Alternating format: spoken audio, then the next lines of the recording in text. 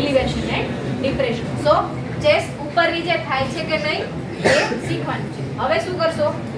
શ્વાસ નથી ચાલતા, ધબકારા નથી ચાલતા, પલ્સ નથી આવતા, જવાબ નથી આવતા. સો નેક્સ્ટ સ્ટેપ ઇઝ પેશન્ટને કમ્ફર્ટેબલ સ્લેપ સીધી સપાટી પર સુવડાવી દેવાનું છે. Stand near by this patient like this. Avoid using spongy bed. કોઈ બેડ હોય કે જે સ્પોન્જી હોય તો એ આમાં અવોઇડ કરવાનું. ફ્લેટ હાર્ડ સરફેસ પર CPR આપવાનું છે. Y?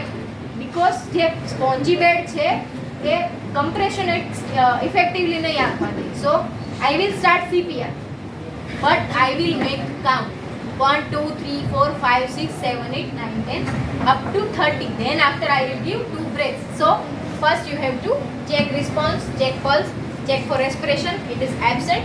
This is the correct method. Lean on to the patient. Patient પર lean કરવાનું છે, તમારે આવવાનું છે. First use your dominant hand over this exact area. મેં તમને બતાવ્યું છે ચેસ્ટના લોઅર બોન પર આપવાનું છે, બરાબર? Lean over this, interlock your fingers.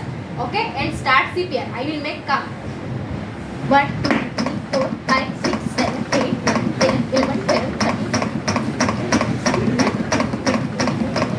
13 4 5 6 7 8 9 10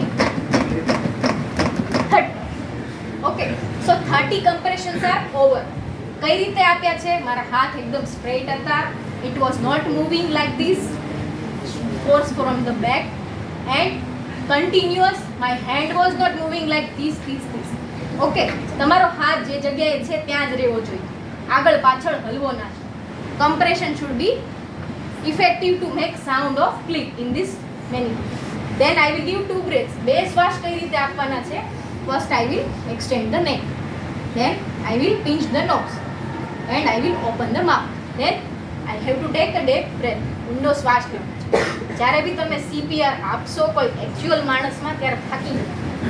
1-2 minute માટે CPR આપીએ ને તો પરસેવો થઈ જાય. તો આવી કન્ડિશનમાં સાથે કોઈ હોય તો અલ્ટરનેટ CPR આપી શકો. So take normal breath. આ રીતે શ્વાસ આપવાના છે. Give 2 breaths every 30 seconds. Okay, every 30 compression. So દેખાણું